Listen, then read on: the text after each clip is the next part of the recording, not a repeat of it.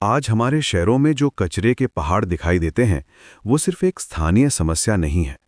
ये एक वैश्विक संकट है जो हमारे पर्यावरण, स्वास्थ्य और भविष्य को गंभीर रूप से प्रभावित कर रहा है। दुनिया भर में हर साल 2 अरब टन से ज़्यादा म्यूनिसिपल सॉलिड वेस्ट पैदा होता है और ये आंकड़ा 2050 तक 73% बढ़कर लगभग 4 अरब टन तक पहुंचने की उम्मीद है। भारत में हम हर साल 62 मिलियन टन कचरा पैदा करते हैं, लेकिन इसमें से केवल 12 मिलियन टन का ही प्रॉपर ट्रीटमेंट होता है। बाकी 31 मिलियन टन कचरा बस यूं ही फेंक दिया जाता है। सॉलिड वेस्ट मैनेजमेंट सिस्टम का मतलब सिर्फ कचरा उठाकर कहीं फेंक देना नहीं है।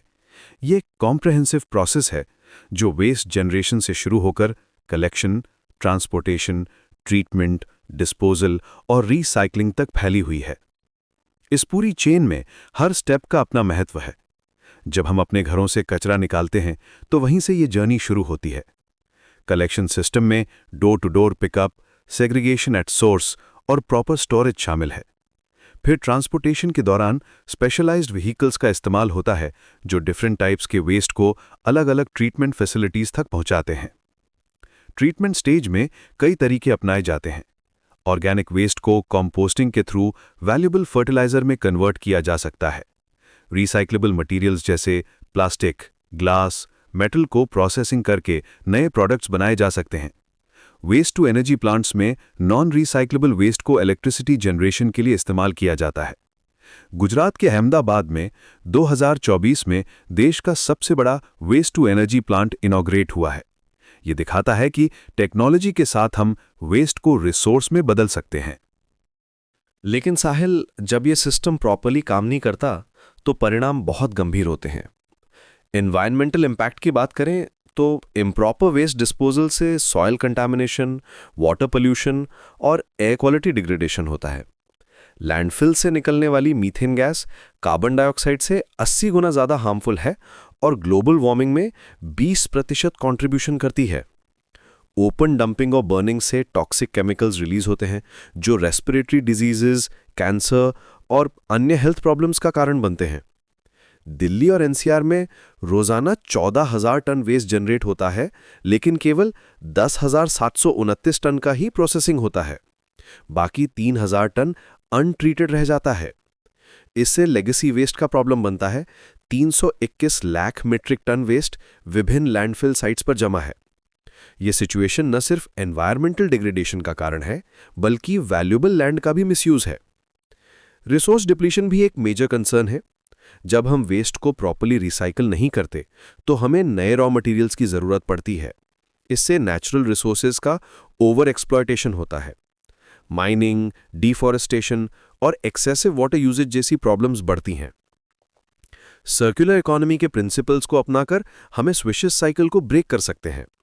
सस्टेनेबल वेस्ट प्रैक्टिसेस में रिडक्शन, रीयूज और रीसाइक्लिंग के 3 Rs फंडामेंटल हैं। वेस्ट रिडक्शन का मतलब है सोर्स पर ही कम वेस्ट जनरेट करना, पैकेजिंग को मिनिमाइज करना, ड्यूरेबल प्रोडक्ट्स चूज करना और कॉन्शियस कंजम्पशन हैबिट्स डेवलप करना। रीयूज में आइटम्स को उनकी ओरिजिनल फॉर्म में दोबारा इस्तेमाल करना शामिल है। ग्लास जार्स को स्टोरेज कंटेनर्स के रूप में यूज करना, ओल्ड क्लोथ्स को क्लीनिंग रैक्स के रूप में यूज करना।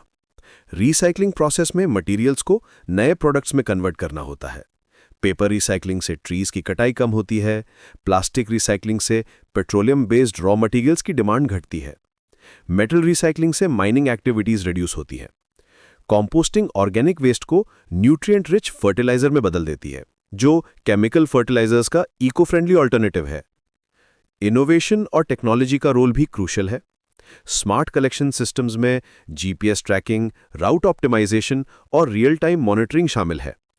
आईओटी सेंसर्स वेस्ट बिन्स में फिल लेवल्स डिटेक्ट करते हैं, जिससे एफिशिएंट कलेक्शन शेड्यूल्स बनाए जा सकते हैं। आर्टिफिशियल इंटेलिजेंस वेस्ट सॉर्टिंग में एक्यूरेसी इंप्रूव करती है। ब्लॉकचेन टेक्नोलॉजी वेस्ट ट्रैकिंग और अकाउंटेबिलिटी एंश्योर करती है। गवर्नमेंट इनिशिएटिव्स जैसे स्वच्छ भारत मिशन ने वेस्ट मैनेजमेंट को नेशनल प्रायोरिटी बनाया है। New solid waste management rules 2025 से इफेक्ट में आने वाले हैं। एक्सटेंडेड प्रोड्यूसर रिस्पॉन्सिबिलिटी के तहत मैन्युफैक्चरर्स को अपने प्रोडक्ट्स के वेस्ट मैनेजमेंट की जिम्मेदारी लेनी होगी।